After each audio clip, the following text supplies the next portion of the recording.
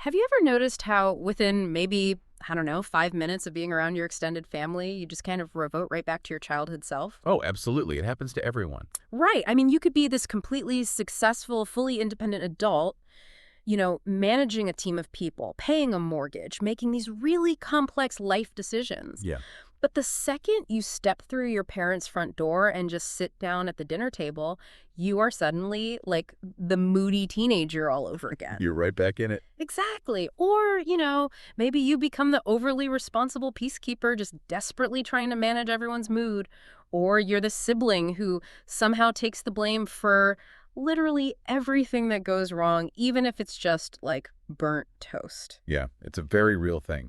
So today we are exploring exactly why that happens. Welcome to today's deep dive. We are looking at this really profound shift in psychology, moving away from treating individual problems in a vacuum, and instead we're looking at the family as this interconnected web. It's such a fascinating topic, and it perfectly illustrates the leap from the traditional medical model of psychology to what we call the growth model. Right, because the old way was very isolated. Exactly.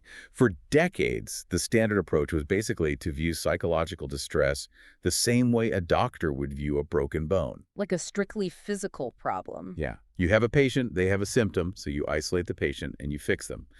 But family theorists, like Cass Dykman, whose chapter on family theory we're using as our main source today, they argue that trying to fix an individual without addressing their environment is just fundamentally flawed. It's like trying to clean a fish without changing the dirty water it's swimming in. That is a great way to put it. The growth model focuses on fixing a broken or, rigid environment so that the people within it can actually thrive.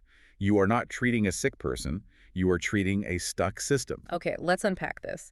Because before we get into the unconventional ways therapists actually unstick these systems, we really have to understand the invisible rules governing them. Right, the ground rules. Yeah, because a family is not just a group of people sharing a Wi-Fi password and a refrigerator. It operates as this highly sensitive family system, right? Built on years and years of repeated interactions. And over time, those interactions create a shared set of rules. Right. Some of them are explicit, like, curfew is at 10. But the most powerful ones are entirely implicit. The unwritten ones. Exactly. Yeah. Rules like, well, we never bring up dad's drinking. Or mom's anxiety kind of dictates our weekend plans. Or even things like, you must never outshine your older brother. Wow, yeah. And those unspoken rules just govern everything? They do. And those unwritten rules are enforced by this really powerful mechanism called family homeostasis. Homeostasis. Like a thermostat. Exactly like a thermostat. Think of it as a psychological thermostat. A regular thermostat doesn't care if the house is set to a comfortable 72 degrees or a freezing 50 degrees. It just keeps it there. Right. Its only job is to maintain whatever temperature has been set. So family homeostasis is this almost gravitational tendency for a system to maintain its predictable, comfortable routines. Even if those routines are awful. Yes. A family will unconsciously fight tooth and nail to maintain that balance, even if the routines are incredibly toxic. Because people naturally prefer familiar misery to unpredictable change. Familiar misery, wow. Yeah, because familiar misery is at least safe. You know the script. You know your role. I love the visual analogy of a hanging mobile for this. Picture one of those delicate, multi-tiered mobiles you hang over a baby's crib. Oh, that's a perfect image for it. Right, because you have all these different pieces suspended by strings, and they're perfectly counterbalanced against each other. If you reach up and just pull on one piece of that mobile, the entire structure shifts and shakes and spins wildly to compensate. And has to. Yeah, Right. you literally cannot affect one part without affecting the whole thing. What's fascinating here is how that pull on the mobile manifests in a real household. There's this really compelling case study in the text about two sisters, Andi and Maddie, that brings this abstract concept into sharp focus. Okay, tell me about Andi and Maddie. So Andi is an 8th grader living with socially conservative parents. And she is secretly a lesbian, and she's terrified to tell them. Oh man, that's a lot of pressure. It is. The ambient tension in the house is just building silently. It's this heavy, unspoken anxiety. And then suddenly, completely out of nowhere, her younger sister Maddie starts skipping school. Just totally out of character. Completely. Maddie becomes truant, her grades tank, and overnight she is labeled the problem child. So if you approach this using that old medical model we talked about, you just look at Maddie in isolation, right? You Exactly. say, oh, she has an authority problem, or maybe she needs strict discipline or individual counseling to figure out why she's rebelling. Right, you try to fix Maddie. But through the lens of a family system, Maddie's truancy isn't random rebellion at all. Not at all. She is basically acting as a release valve for the entire house. It's this dynamic called triangulation. Yes, triangulation.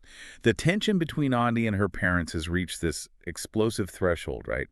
The system simply cannot handle the impending structural collapse that Andi's secret might cause. It's too much for the mogul to bear. Exactly. So the system unconsciously pulls in the third party, Maddie, to diffuse the two-person conflict. By acting out, Maddie draws the parents' fire. Oh, I see. She creates a distraction. A huge one. She gives them a highly visible, solvable problem to unite against. They can pour all their energy into disciplining Maddie's truancy, which allows them to completely avoid the terrifying, unspoken reality of Andi's building crisis. That is wild. Maddie is literally sacrificing her own well-being to protect her sister and preserve the family's homeostasis. Yes, she's absorbing the shock. It reshapes how you look at symptoms entirely. A symptom in one person is often just a giant flashing warning light that the whole family is struggling. Theorists like Jay Haley, they talk about the family life cycle, mapping out the stages a family goes through. You know, from courtship to marriage, the birth of children, adolescence, kids leaving the nest, all the way to old age. Right, and every transition is a stress test. Yeah. So Andi hitting adolescence and discovering her identity is this massive life cycle transition. The family's mobile was just spinning completely out of control, and Maddie was just the string that snapped first. And this realization completely changes the job description of a therapist. I bet. If the whole mobile is shaking, putting Maddie on a couch once a week to just talk about truancy is ultimately useless. Because she just goes right back home. Exactly. The minute she walks back through her front door, the overwhelming gravitational pull of the family system will just force her right back into her assigned role as the scapegoat. The environment demands it. Yes. To create lasting change, a therapist first has to map the invisible strings of that mobile. And they do that using a tool called a genogram, right? Yes, genograms. Which is essentially like a family tree on steroids. It maps out at least 3 generations, but it goes way beyond just tracing genetics or marriages. It charts the emotional currents. Yeah, it uses specific symbols to show who is estranged, who is enmeshed and, like, overly dependent, where the historical trauma lies, or which branches of the family struggle with substance abuse. It visually graphs those toxic patterns that get handed down from generation to generation. Okay, so once those patterns are visible on the genogram, the therapist has to figure out how to actually break them. Right. And in the early days of family therapy, these pioneers emerged who completely disrupted the clinical standard of how to do that. Like Virginia Satter. Yes. Virginia Satter is one of the most prominent. She developed conjoint therapy. She operated on the belief that dysfunction is a direct response to a closed, rigid system. Families in crisis often resort to playing avoidant games. What kind of games? Well, they intellectualize their arguments, or they use sarcasm to deflect, or they just talk past each other rather than to each other. So they're communicating without actually communicating. Exactly. And Satir realized you can't just politely ask a family to stop playing their game. You have to force them out of it physically. Physically. Yeah. She placed a massive emphasis on self-esteem and concrete communication.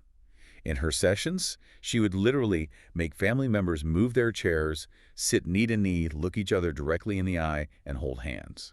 Wow, that is intense. It is.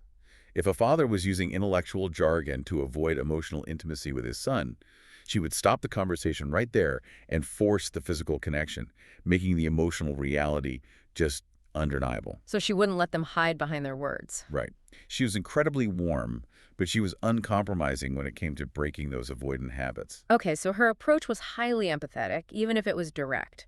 But on the other end of the spectrum, you have Salvador Minuchin, Yes, Salvador Minuchin. the pioneer of structural therapy. And his methods were far more confrontational. Very much so. Instead of warmly facilitating like satire, Minuchin would actively jump into the family dynamic.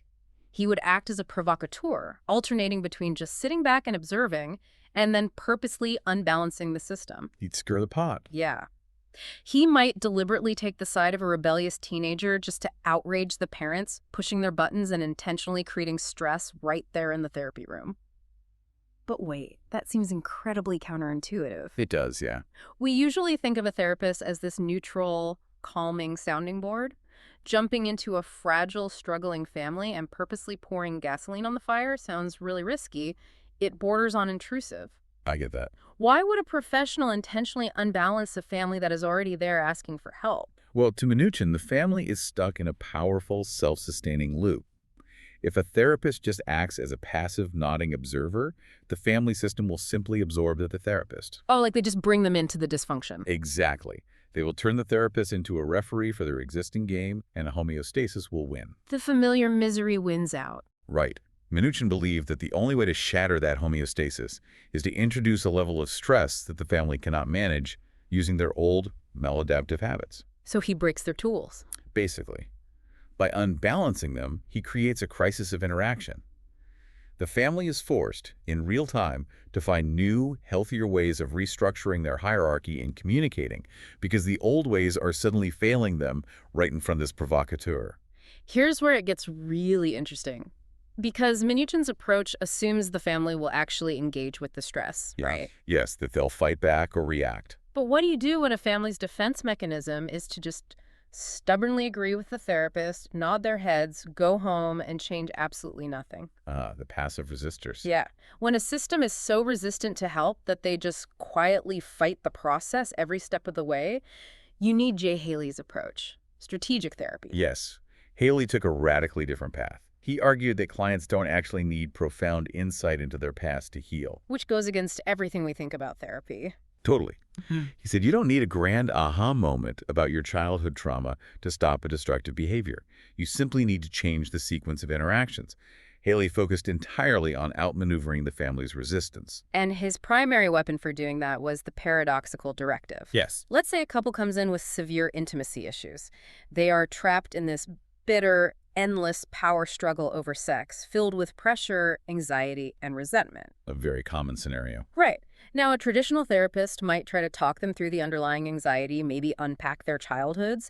Haley would just listen and then give them a strict directive. He would say, your relationship is too fragile right now. You are absolutely required to abstain from sex for the next month. It is forbidden. It sounds totally absurd to forbid intimacy for a couple struggling with intimacy. It sounds like crazy. But psychologically, it is a brilliant strategic trap. By commanding them not to have sex, Haley completely removes the performance pressure and flips the context of their power struggle. Okay, break that down for me. Think about the outcomes. If the couple rebels against the therapist's control by going home and having sex, they have successfully broken their dysfunction. Right, they united against him. Exactly. But if they follow the directive and abstain, they are practicing compliance, working together on a shared task, and completely removing the anxiety of expectation. Wow. So no matter what they do, they win. It is a win-win scenario disguised as a paradox. It bypasses their intellectual defenses entirely. And this perfectly illustrates the difference between two foundational concepts in system theory. First-order change versus second-order change. Yes, a crucial distinction. First-order change is basically change without change. It modifies a specific behavior within the existing structure. Right. A classic daily life example is the bedtime battle. Oh, every parent knows this one. Yes, you have two exhausted parents and a young child who refuses to go to sleep. Yeah. Every night is just a screaming match. A first-order change would be negotiating a new bedtime. They move the clock back 30 minutes. The symptom? The screaming might stop temporarily because the child got their way. But the dynamic is the same. Exactly. The fundamental structure of the family hasn't changed. The child is still dictating the terms of the household. First-order change is like taking cough syrup. You know, you have a brutal chest infection, you take the syrup and the coughing stops. But the bacteria is still multiplying in your lungs. The symptom is suppressed, but the underlying disease remains untouched. Right.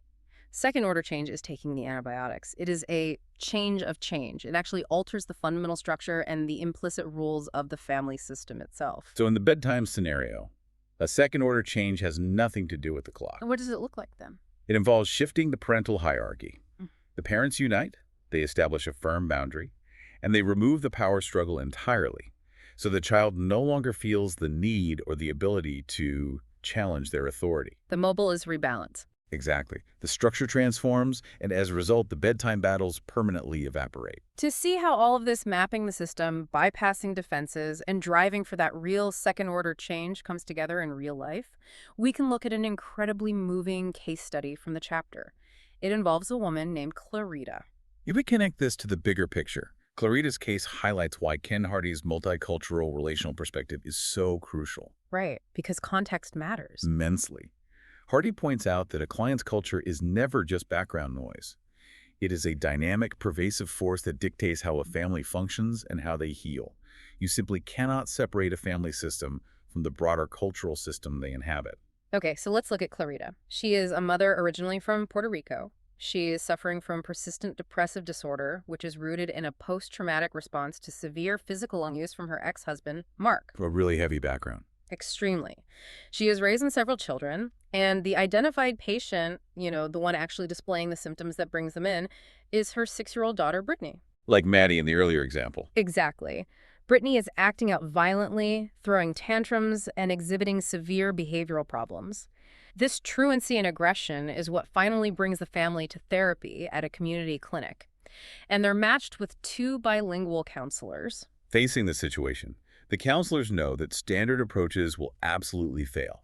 You have a traumatized, culturally displaced mother, a 6-year-old acting out as the family's release valve, and a clinical setting that inherently feels alienating. Right, putting them in a circle of chairs and asking, how does everyone feel today, would just trigger all their defensive walls. It would shut them down immediately. So the counselors decide to bypass verbal communication entirely and turn to art therapy. Yes. During their first session, the counselors lay out a large sheet of paper, provide some chalk pastels, and ask the family to draw a joint mural together. No pressure to talk, just a collective task. Exactly. And Clarita, who had been completely withdrawn and silent, picks up the chalk and draws an image of the weeping Virgin Mary. Wow.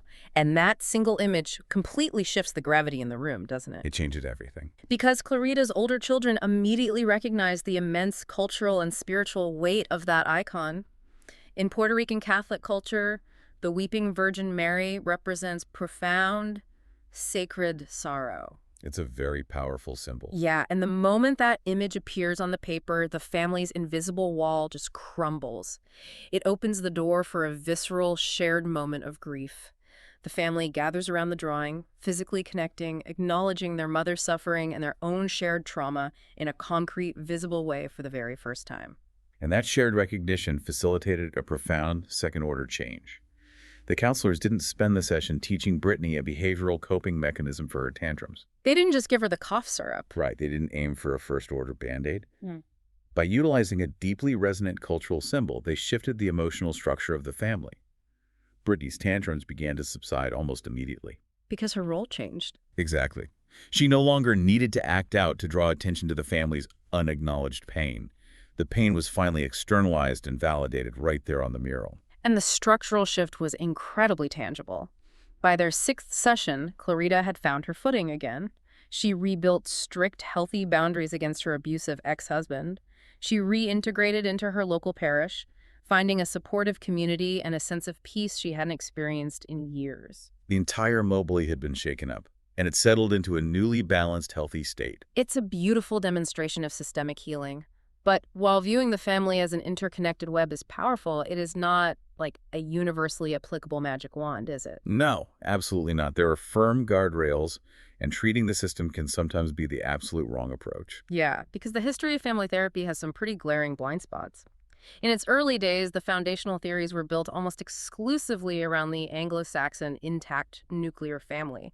A mother, a father, and a couple of kids living in the suburbs. Right. And that narrow focus ignored the reality of diverse family structures.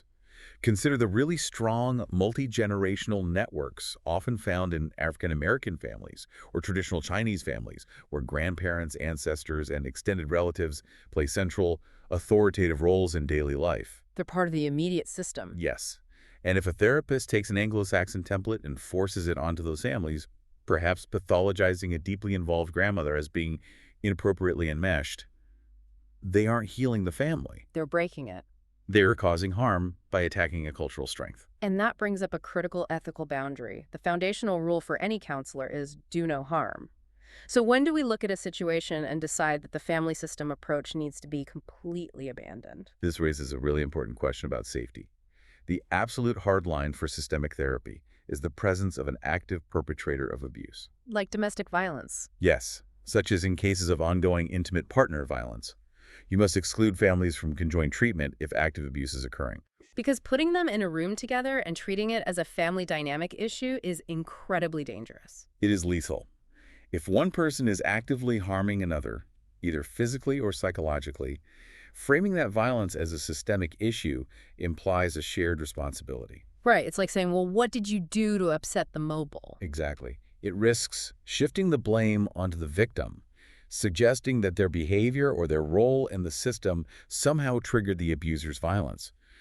Abuse is not a systemic dance. It is a unilateral choice made by a perpetrator. It's not a shared problem. No.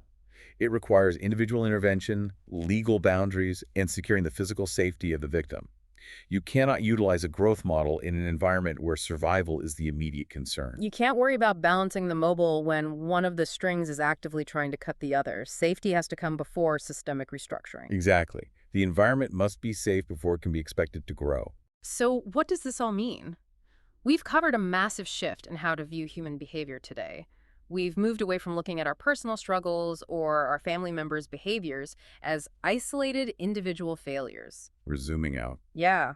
We now can see the invisible, interconnected strings of the hanging mobile we all swing from. We've explored how families instinctively use triangulation, like Maddie skipping school, to avoid facing explosive underlying truths. And we saw how the pioneers broke those cycles. Right. We've seen how they disrupted toxic environments, from Satter forcing physical connection to Mnuchin purposely creating stress, and Haley using those wild paradoxical traps to bypass stubborn resistance. And through Clarita's story, we witnessed the profound difference between a first-order change, which just masks a symptom, and second-order change, which structurally cures a system. The overarching takeaway really is a shift in personal awareness. You are not operating in a vacuum. Your frustrations, your repetitive arguments, and the specific role you fall into around your family, they are heavily dictated by an invisible system striving for homeostasis. The familiar misery. Yes. Recognizing those hidden mechanics is the first step toward reclaiming your autonomy. Once you see the strings, you're no longer just a puppet reacting to tension. Which leaves you with a really powerful thought to take into your own life. Think about the next time you visit your family. The next time you find yourself sucked into the exact same circular argument with your parents, your sibling, or your partner, the one where everyone just hits their marks and recites their lines perfectly. We all have one. Take a step back in that moment. Ask yourself, am I actually furiously angry about this specific issue right now, or am I just blindly playing my assigned role in my family's unwritten game? And more importantly, what would happen to the mobile if you simply refused to play? Thanks for joining us for this deep dive, and keep questioning the invisible systems around you.